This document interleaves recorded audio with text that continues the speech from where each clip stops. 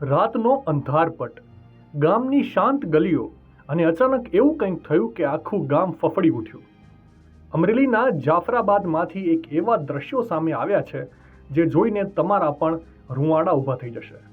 ઘટના છે જાફરાબાદ તાલુકાના કડિયાળી ગામની, જ્યાં મોડી રાત્રે શિકારની શોધમાં જંગલમાંથી એક બે નહીં પરંતુ બે ડાલામથ્થા સિંહ સીધા રહેણાંક વિસ્તારમાં ઘૂસી આવ્યા.